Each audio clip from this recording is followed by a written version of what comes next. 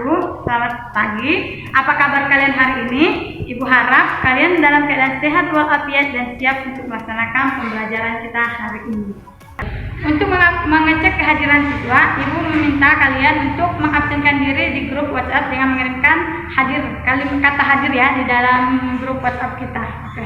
Saat ini kita masih berada dalam situasi pandemi corona atau COVID-19 yang mengharuskan kita untuk tetap di rumah saja. Jadi pembelajaran yang biasa kita laksanakan di sekolah harus kita alihkan ke rumah saja dengan memanfaatkan media komunikasi yang ada saat ini seperti WhatsApp atau seperti yang akan kita laksanakan pada hari ini. Baiklah, sudah siap melaksanakan pembelajaran? Ibu kira sudah siap ya? Siap. Baiklah, untuk mengawali kegiatan kita pada hari ini, Ibu akan mengajak kalian untuk berdoa terlebih dahulu. Mari kita sama-sama doakan agar pembelajaran yang akan kita laksanakan pada hari ini berjalan lancar dan anak-anak Ibu sekalian bisa menerima materi pembelajaran pada hari ini dengan mudah. Dan jangan lupa mendoakan agar pandemi corona ini segera berakhir dan sehingga kita bisa melaksanakan pembelajaran seperti biasanya. Baiklah, sebelum kita memulai pembelajarannya, marilah kita berdoa sesuai dengan ajaran dan kepercayaan kita masing-masing. Berdoa dimulai. Berdoa selesai. Pembelajaran yang akan kita lakukan ini sangat dibutuhkan partisipasi dari orang tua ya. Jadi orang tua berpartisipasi membimbing anak-anak kita, anak-anak didik untuk belajar atau mengikuti kegiatan pembelajaran yang akan dilaksanakan hari ini. Oke? Agar lebih semangat untuk memulai pembelajaran kita pada pagi hari ini, Ibu ingin mengajak kalian untuk bertepuk PPK dan salam PPK, membakar semangat kita, serta dilanjutkan dengan kegiatan menyanyikan lagu wajib nasional yang akan Ibu pimpin dengan sebuah video lagu dan dinyanyikan. Baiklah, untuk tepuk PPK-nya, anak-anak bisa ikuti dari rumah ya, akan Ibu pimpin secara langsung. 1, 2, 3. Tepuk PPK. Religius, nasionalis, mandiri, gotong royong, integritas. Salam PPK. Salam cerdas, berkarakter, menyenangkan, luar biasa, hebat. Oke, kita lanjutkan pada nyanyian lagu wajib nasional. Diharapkan untuk orang tua membimbing anak untuk dalam keadaan posisi siap ketika menyanyikan lagu wajib nasional. Akan Ibu putarkan videonya ya. Baiklah, akan Ibu putarkan videonya. Anak-anak bisa memperhatikan ya dan sambil menyanyikannya di dalam rumah.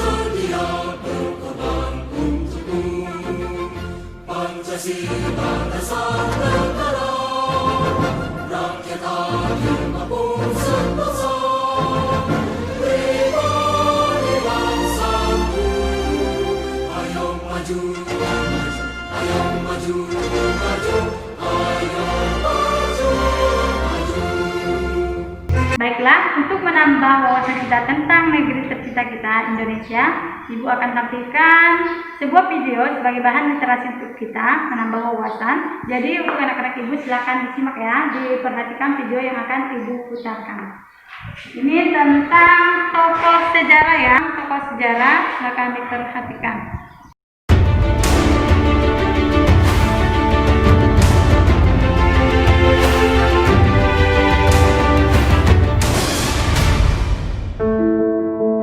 Hai teman-teman, kali ini kita akan berkenalan dengan Cilik Riwut, pahlawan nasional dari Kalimantan Tengah. Putra Dayak asli ini sangat berperan dalam pembentukan pasukan penerjun payung pertama di Republik Indonesia. Kita simak ceritanya yuk. Cilik Riwut berasal dari suku Dayak Ngaju dan lahir di Kasongan, Kalimantan Tengah, tanggal 2 Februari 1918. Ia sangat bangga menyebut dirinya sebagai orang hutan karena lahir dan dibesarkan di belantara Kalimantan. Dia mengenyam pendidikan di Jawa antara tahun 1930 hingga 1936. Tahun 1938 di Banjarmasin, Cilik mendirikan organisasi Pakat Dayak yang bertujuan mendorong persatuan dan kemajuan suku Dayak. Ia juga aktif menjadi wartawan, antara lain di Harian Suara Pembangunan bersama Sanusi Pane, dan menjadi pemimpin redaksi majalah Suara Pakat. Tanggal 17 Desember 1946, Cilik bersama 6 pemuda lain mewakili warga 142 suku Dayak bersumpah setia pada Republik Indonesia di depan Presiden Soekarno. Sumpah tersebut dilakukan secara adat Dayak di Gedung Agung Yogyakarta. Kegigihan Cilik mempertahankan kemerdekaan Indonesia juga terbukti saat agresi militer Belanda pertama tahun 1947. Saat itu, sebagian besar wilayah Kalimantan dikuasai pasukan Nika. Cilik yang berpangkat mayor membantu perencanaan upaya TNI menembus pertahanan Belanda lewat udara. Ketika itu, Indonesia belum punya pasukan penerjun payung. Setelah 5 hari berlatih, tanggal 17 Oktober 1947, Cilik pun memimpin 14 pasukan penerjun payung terbang menuju kota Waringin, Kalimantan Tengah untuk menjalankan misi. Usai mendarat, Cilik bersama pasukannya lalu menggalang kekuatan warga untuk bergerilya melawan Belanda. Tanggal 17 Oktober kemudian diperingati sebagai hari lahir pasukan khas TNI AU. Selepas Perang Revolusi tahun 1956, Cilik diangkat menjadi Bupati Kota Waringin Timur. Lalu sewaktu Kalimantan Tengah diresmikan sebagai provinsi tersendiri tahun 1958, Cilik dilantik sebagai gubernur pertama. Hingga kini, nama Cilikriwut tidak hanya menjadi nama bandara, jalan, dan sekolah kepolisian di Palangkaraya, Kalimantan Tengah. Ia pun menjadi inspirasi bagi suku bangsa Dayak untuk maju dan membangun masyarakatnya.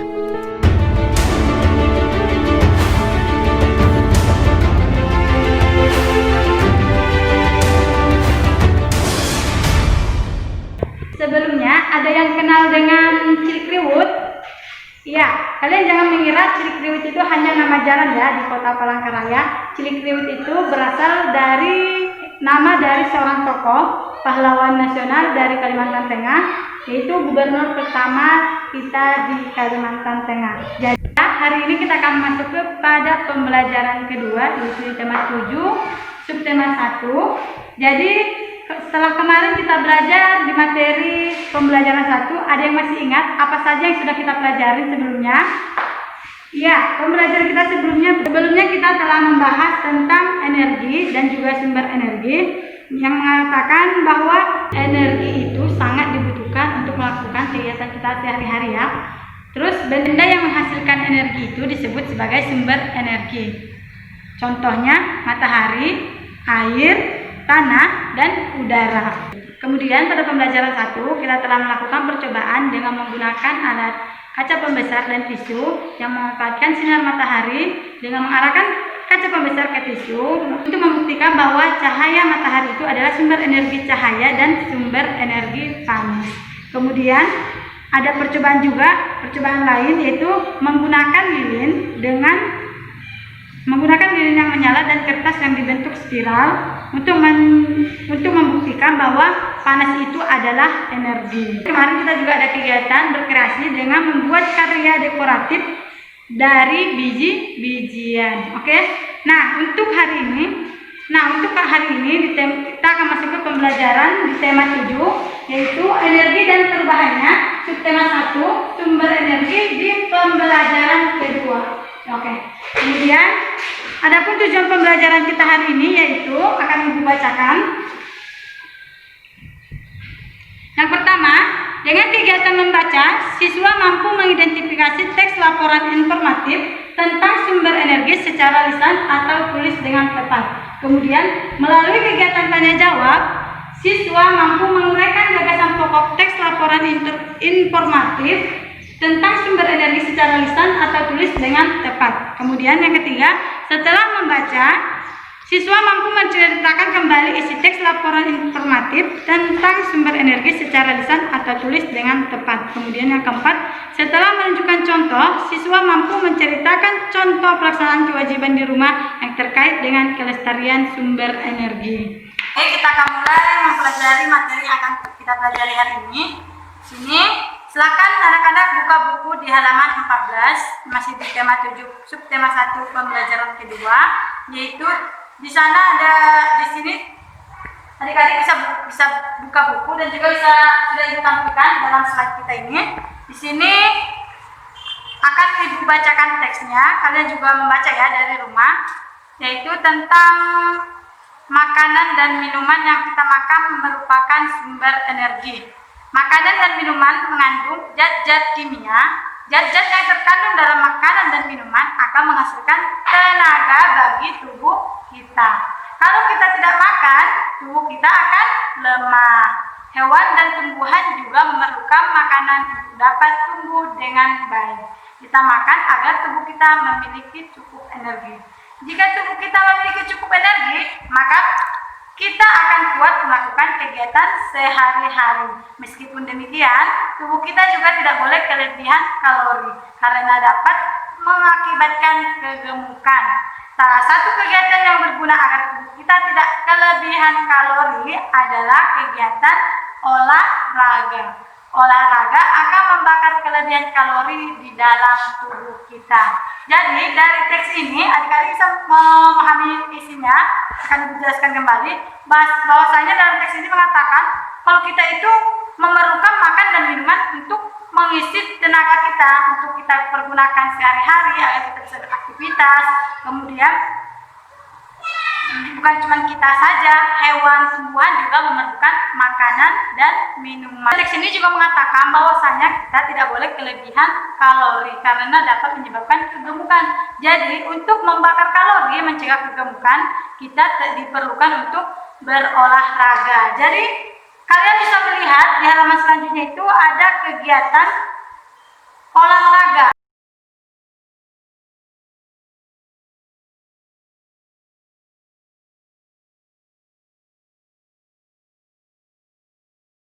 Di halaman 16, di sini ada kegiatan ayo membaca.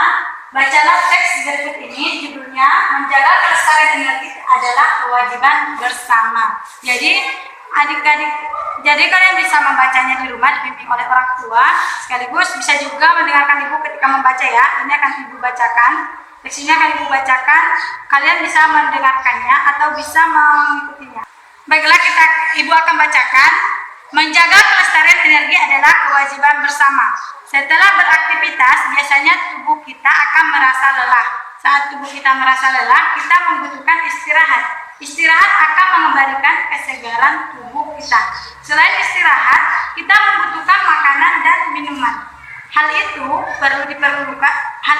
tersebut diperlukan untuk mengembalikan energi yang sudah kita gunakan. Makanan yang kita makan sebagian besar dari tumbuh-tumbuhan. Tumbuh-tumbuhan membutuhkan tanah, air, udara, dan sinar matahari sebagai sumber energi. Selain makan, kita juga butuh minum. Untuk minum, kita membutuhkan air bersih. Sebagian daerah mengalami kesulitan mendapatkan air bersih. Banyak sumber air yang kini sudah tercemar, khususnya di perkotaan. Hal itu disebabkan antara lain oleh sampah dan limbah lainnya yang mengotori sumber air. Tanah sebagai tempat tumbuh bagi tumbuhan juga sudah banyak yang tercemar. Pencemaran tanah antara lain disebabkan oleh timbunan sampah di dalam tanah, terutama sampah-sampah dan logam seperti kaleng, besi-besi rongsokan, baterai logam seperti baterai yang sudah tidak terpakai, dan sebagainya. Tanah yang tercemar akan mempengaruhi kualitas makanan yang kita makan, sedangkan kita tahu bahwa makanan adalah sumber energi tubuh kita. Jika kita mengkonsumsi makanan yang tercemar, maka kesehatan tubuh kita akan terganggu. Ikut melestarikan sumber energi merupakan salah satu pengamalan Pancasila, yaitu sila kemanusiaan yang adil dan beradab. Dengan ikut melestarikan sumber energi, berarti kita sudah berbuat adil. Selain adil, kita juga sudah menunjukkan perilaku yang baik terhadap sesama makhluk. Bumi yang kita tempati adalah milik semua yang hidup di bumi. kita harus menjaga kelestarian energi yang ada di bumi. Kita tidak boleh memikirkan kepentingan diri sendiri, kita harus memikirkan kepentingan bersama. Jika sumber energi kita tercemar, maka yang akan merasakan kerugiannya adalah kita semua. Baik, sekarang dari teks tersebut di sini ada tugas untuk kita, yaitu ayo ceritakan. Setelah membaca teks, ceritakan kembali isi teks tersebut. Agar bisa bercerita dengan baik, tulislah dahulu apa yang ingin kamu ceritakan. Maksudnya di sini adalah kita akan membuat rangkuman. Kita akan membuat rangkuman dari teks yang kita baca tadi. Jadi, sudah paham belum apa itu rangkuman?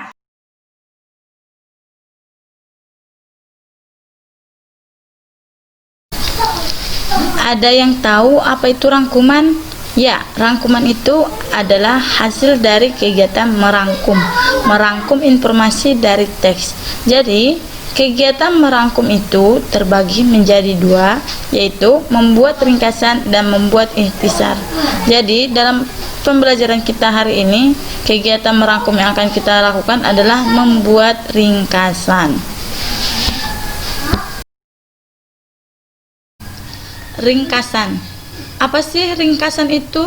Ringkasan dapat diartikan sebagai suatu hasil merangkum atau meringkas suatu tulisan atau pembicaraan menjadi suatu uraian yang lebih singkat dengan perbandingan secara proporsional antara bagian yang diringkas dengan ringkasannya. Proporsional maksudnya yaitu seimbang. Jadi perbandingan secara proporsional berarti perbandingan secara seimbang antara bagian yang diringkas dengan ringkasannya. Kemudian, apa ciri-ciri ringkasan itu? Ciri-ciri ringkasan itu, bagian yang diringkas harus seimbang dengan isi buku atau isi teks. Kemudian, tidak perlu menambahkan pendapat pribadi peringkas. Jadi, kamu sebagai peringkas tidak perlu menambahkan pendapat kamu tentang isi teks tersebut. Kemudian ciri-ciri yang ketiga, mempertahankan pikiran dan pendapat penulis. Jadi tidak boleh dirubah-rubah isi dan pendapat dari penulis berkaitan dengan teks. Kemudian yang keempat, menghilangkan contoh dan penjelasan karena dia adalah rangkuman. Jadi contoh dan penjelasannya itu dipersingkat, dihilangkan saja.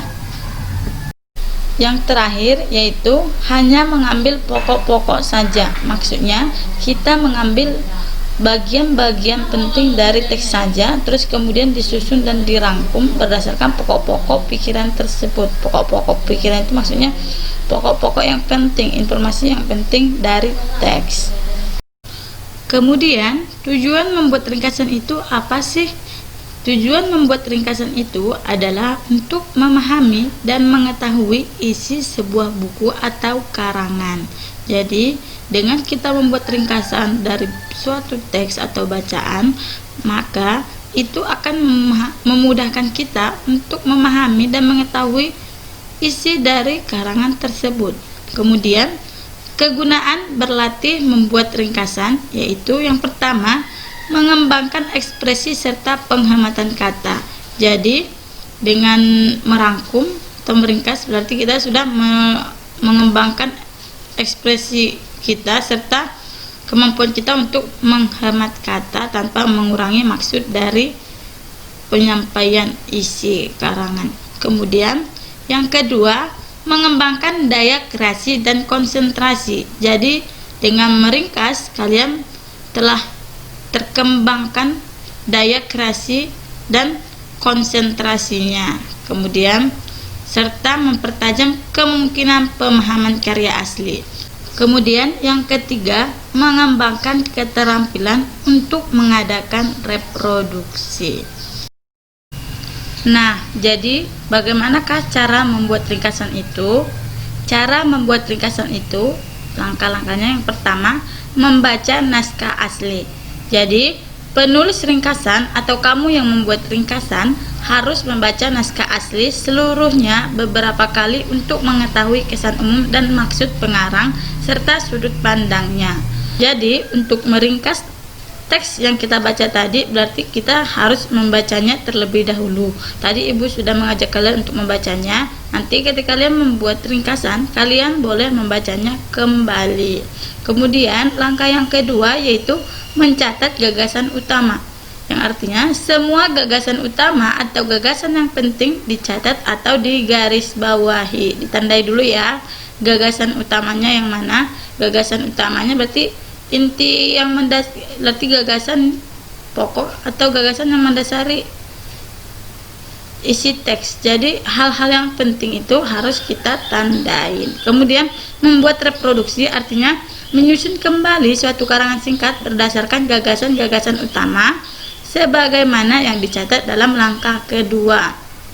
Jadi membuat reproduksi maksudnya kita menyusun kembali gagasan-gagasan yang sudah kita tandai tadi.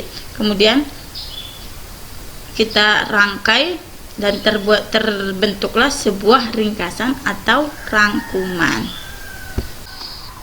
Dari penjelasan yang Ibu sampaikan tadi, dapat kita simpulkan bahwasanya merangkum itu artinya meringkas atau memendekkan sebuah karangan atau cerita tanpa mengurangi maksud dan tujuan yang ingin disampaikan dalam teks tersebut. Setelah kamu mendengarkan penjelasan tentang merangkum dari gurumu, kerjakanlah tugas berikut ini. Tuliskan kembali cerita atau teks yang telah kamu baca dalam bentuk tulisan. Kemudian setelah kamu menuliskan kembali ceritanya, kamu akan membacakannya. Jadi kamu membacakan rangkumanmu, cerita kamu berdasarkan teks tadi dengan video oleh orang tua, kemudian bisa dikirimkan ke grup WhatsApp kita ya.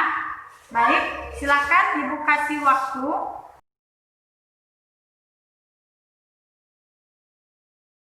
Dari teks yang telah kita baca berkaitan dengan menjaga kelestarian energi adalah kewajiban bersama, dapat kita ketahui bahwasanya kita dalam melakukan kegiatan sehari-hari itu membutuhkan makanan dan minuman untuk mengembalikan energi kita. Makanan kita itu sebagian besar dari tumbuhan. Tumbuhan berkaitan erat dengan sumber energi air, udara, tanah, dan matahari. Tumbuhan mengambil nutrisinya dari tanah dan air, kemudian mengolah nutrisinya juga membutuhkan udara dan juga matahari. Udara ini dalam bentuk karbon dioksida. Ini proses pengambilan nutrisinya itu dalam bentuk proses fotosintesis. Jadi nanti di kelas seterusnya akan kita pelajari bagaimana tumbuhan mengolah makanannya. Jadi fokus kita kali ini yaitu sumber energi tumbuhan itu tanah, air, udara, dan matahari. Akan tetapi dari teks ini juga sudah dapat kita ketahui bahwasanya sumber energi ini sudah banyak yang tercemar. Jadi pencemaran tanah, air, dan udara bisa kita lihat. Pencemaran tanah, pencemaran air, pencemaran udara masuk dalam bahasan pencemaran lingkungan. Jadi Ibu coba perhatikan gambar berikut ini. Nah, ini bisa kalian saksikan. Gambar ini menunjukkan bahwasanya ada pencemaran tanah. Pencemaran itu berarti memasukkan unsur-unsur atau zat-zat yang tidak baik bercampur dengan tanah gitu. Itu bahasa ringkasnya ya. Jadi ini ada sampah plastik, mungkin sini juga ada sampah logam, besi yang mengganggu kestabilan tanah. Ini pencemaran tanah. Kemudian ini ada robong yang mengeluarkan asap, itu masuk juga dalam pencemaran udara. Kemudian ada gambar seterusnya, ini dia. Ini adalah bagian dari pencemaran air. Bisa kalian lihat, ini adalah gambar sungai. Kurang jelas ya. Ini adalah gambar sungai yang penuh dengan sampah. Ada gambar seterusnya. Ini masih dalam bagian pencemaran udara ya. Robong yang mengeluarkan asap. Ini bisa saja dari asap pabrik atau asap kendaraan juga bisa menyebabkan pencemaran udara. Kemudian, apa sih penyebab dari pencemaran air tersebut? Yang pertama, buang sampah sembarangan ke sungai. Yang kedua, membuang limbah pabrik dan limbah rumah tangga atau zat kimia. Kemudian, menggunakan peledak saat menangkap ikan dan menebangi pohon. Jadi, menebangi pohon kok bisa mencemari air? Kita ketika menebangi pohon, maka ketika pohon ditebang, pohon itu kan ada akar, ada daun, ada batang. Bagian akar itu bisa menjadi penyaring daripada kebersihan tanah.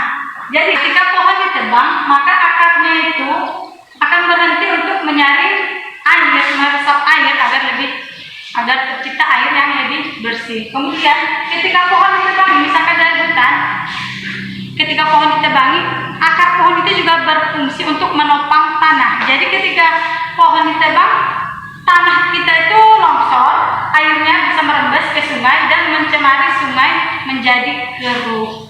Oke, kemudian untuk pencemaran tanah, apa saja yang menyebabkan pencemaran tanah? Yaitu buang sampah sembarangan ke sungai, terus buang limbah pabrik dan limbah rumah tangga zat kimia, kemudian menggunakan, ini maksudnya bukan sungai ya, tanah, membuang limbah pabrik dan limbah rumah tangga atau zat kimia ke tanah, kemudian menggunakan pestisida yang berlebihan. Pestisida yang berlebihan itu seperti apa?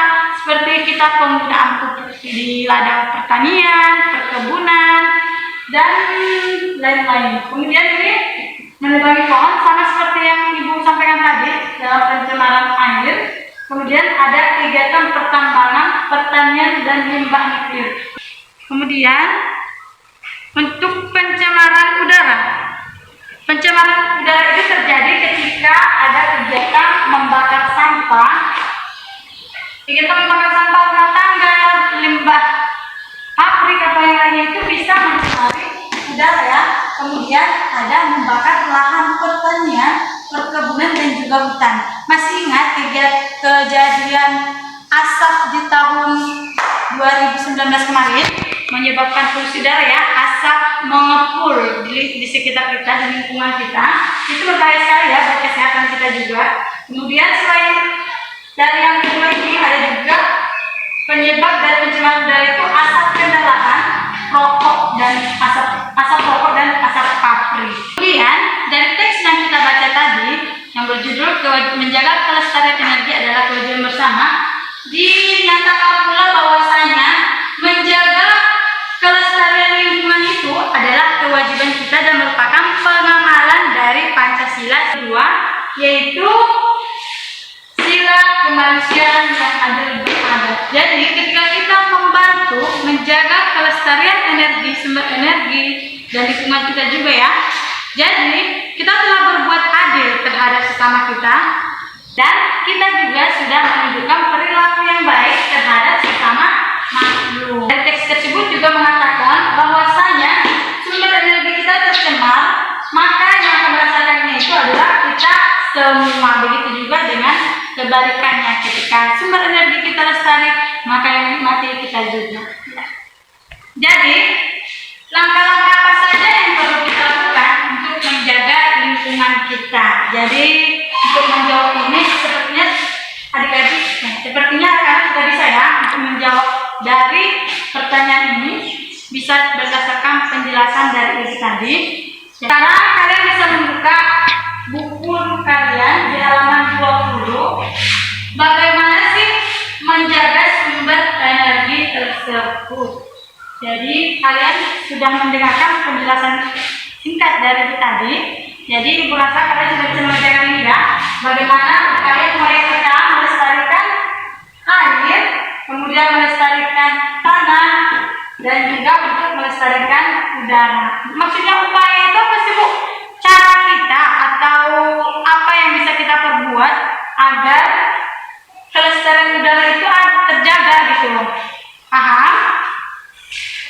Itu sama juga dengan usaha kita mempertahankan agar udara yang bersih tetap ada, tanah yang bebas zat-zat yang tidak baik untuk tanah. Ada, ini maksudnya agar tanah itu terus subur ya, tetap subur dan juga air itu bersih. Jadi upaya kita itu apa saja. Jadi Ibu kasih waktu kalian untuk mengerjakannya. Silakan dikerjakan dan kirimkan hasilnya di grup WhatsApp kita ya.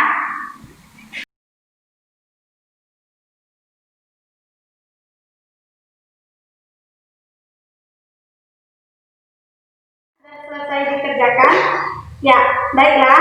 Upaya-upaya yang bisa kita lakukan untuk menjaga kelestarian sumber energi kita yaitu dengan tidak melakukan kegiatan-kegiatan yang dapat merusak kelestarian lingkungan kita. Misalkan untuk menjaga kelestarian air, kita tidak boleh buang sampah sembarangan, tidak membuang sampah ke sungai, tidak menebangi buangan sembarangan. Untuk menghindari pencemaran udara, kita bisa melakukan dengan mengurangi penggunaan kendaraan bermotor, terus tidak merokok, terus tidak membakar sampah plastik sembarangan, dan juga tidak menebangi pohon, karena pohon itu juga menghasilkan energi udara yang bersih untuk lingkungan. Kemudian untuk menjaga kelestarian tanah, sumber energi tanah, yaitu tidak membuang sampah sembarangan, kemudian tidak menggunakan pestisida yang berlebihan.